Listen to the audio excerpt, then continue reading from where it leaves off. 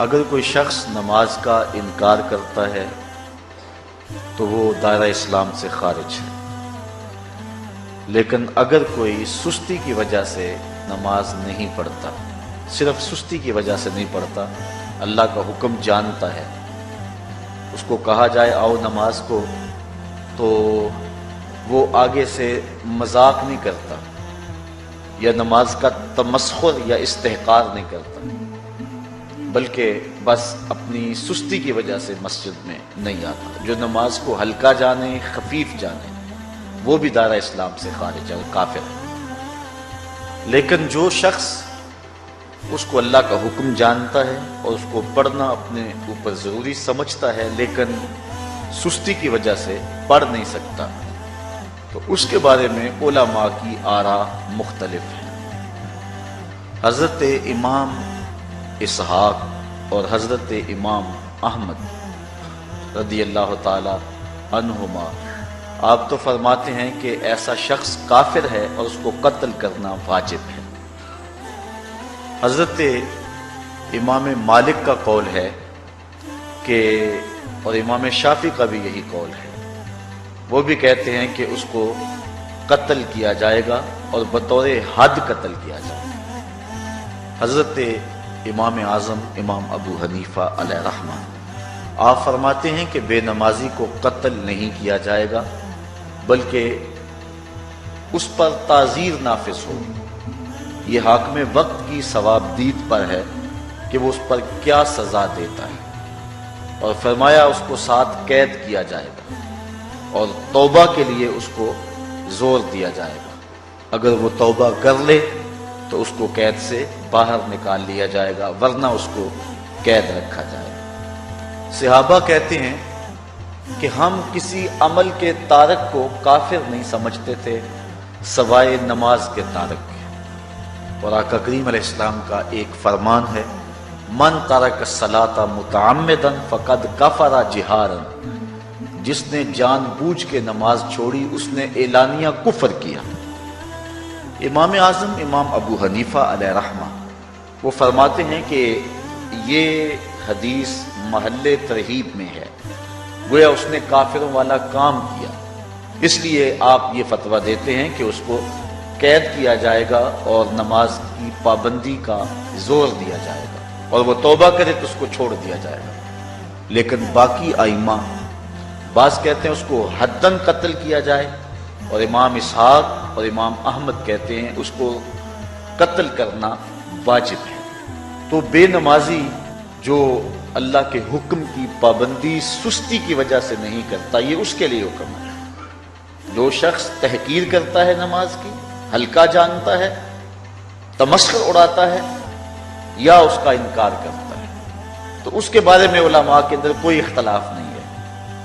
وہ ائمہ اربعہ کے نزدیک کافر ہے، دائرہ اسلام سے خارج ہے، مرتد ہے، لیکن سستی کی وجہ سے نماز نہ پڑھنے والا، اس کے بارے میں علماء کا یہ موقف ہے۔ حضرت غوث اعظم الشیخ سید عبد القادر جیلانی علیہ رحمہ آپ فرماتے ہیں کہ بے نمازی کو مسلمانوں کے قبرستان میں دفن نہ کرو۔ حضرت سلطان باہو علیہ رحمہ آپ کا قول ہے کہ بے نمازی سے خنزیر بھی پناہ مانگتا ہے۔ حضرت شیخ سعدی شیرازی فرماتے ہیں بے نمازی کو قرض نہ دو، جو اللہ کا قرضہ ادا نہیں کرتا تمہارا قرض کیسے لٹائے گا۔ اب آئیے ہم حضور علیہ السلام کے فرامین دیکھتے ہیں اس حوالے سے۔ حضرت جابر بن عبداللہ انصاری رضی اللہ تعالی عنہ سے مروی ایک روایت، جس کو امام ابو داؤد نے روایت کیا، امام نسائی نے روایت کیا، دیگر محدثین نے روایت کیا۔ آقا کریم نے ارشاد فرمایا بین الرجل و بین الکفر ترک الصلاۃ، آدمی اور کفر کے درمیان ترک صلاۃ ہے، یعنی بندہ مومن اور بندہ کافر کے درمیان ترک صلاۃ ہے۔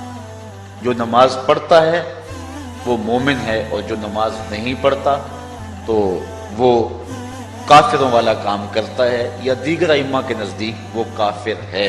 یہ ترہیباً نہیں بلکہ یہ حکم ہے۔ اور حضرت نبی رحمت صلی اللہ علیہ وسلم کا ایک دوسرا فرمان ان الفاظ کے ساتھ ہے، بین الرجل و بین الشرک والکفر ترک الصلاۃ، شرک و کفر اور بندہ مومن کے درمیان نماز ترک کرنا ہے۔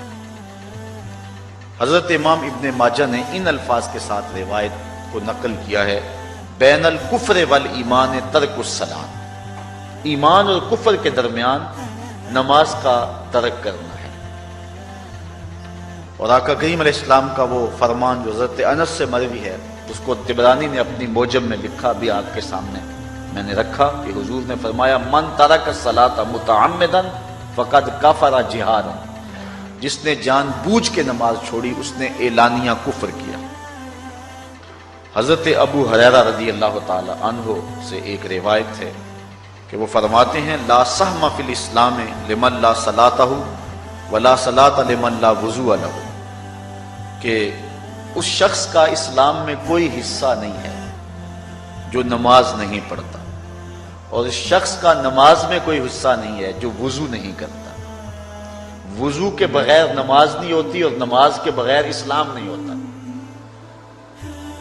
اور اسی روایت کو بالفاظ دیگر حضرت عبداللہ ابن عمر رضی اللہ تعالی عنہ نے حضور سے یوں روایت کیا ہے، طبرانی نے اپنی موجم میں اس کو لکھا، لا ایمان لمن لا امانتہ ولا صلاۃ لمن لا طہور لہ ولا دین لمن لا صلاۃ لہ۔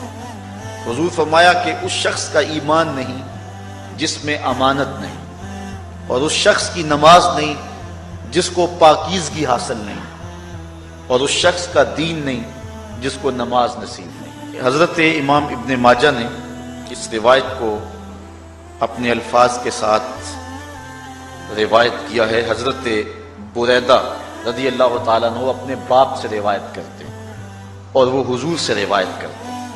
حضور علیہ السلام نے ارشاد فرمایا، ان العہد الذی بیننا و بینہم الصلاۃ فمن ترکھا فقد کفر، کہ ہمارے اور ان لوگوں کے درمیان جو معاہدہ ہے وہ نماز کا ہے، جس نے نماز کو چھوڑ دیا اس نے کفر کیا، یعنی ہمارا اور ان کا پھر اب معاہدہ باقی نہیں رہے گا۔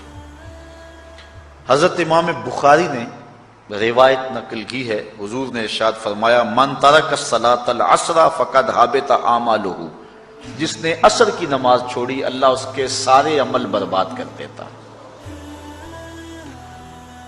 حضرت ابو ہریرہ رضی اللہ تعالی عنہ سے روایت ہے جس کو امام ابن ماجہ نے اور امام نسائی نے روایت کیا ہے، وہ حضور سے روایت کرتے ہیں، بڑی مشہور روایت ہے۔ حضور نے ارشاد فرمایا، ان اول ما یحاسب بہ العبد بصلاتہ فان صلحت فقد افلح وانجح وان فسدت فقد خاب وخسر۔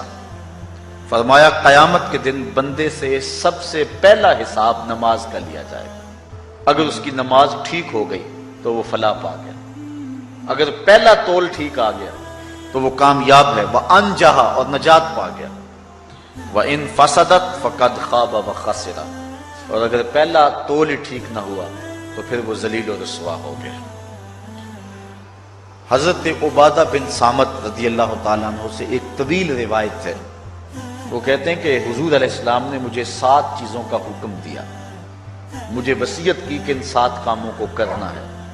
ان کے اندر جو دوسری چیز تھی وہ حضور نے یہ ارشاد فرمائی، وَلَا تَتْرُكُ الصَّلَاةَ مُتَعَمِّدِينَ فَمَن تَرَكَهَا مُتَعَمِّدًا فَقَدْ خَرَجَ مِنَ الْمِلَّةِ، کہ جان بوجھ کے کبھی نماز نہ چھوڑنا، جس نے نماز چھوڑی وہ ملت اسلامیہ سے نکل گیا۔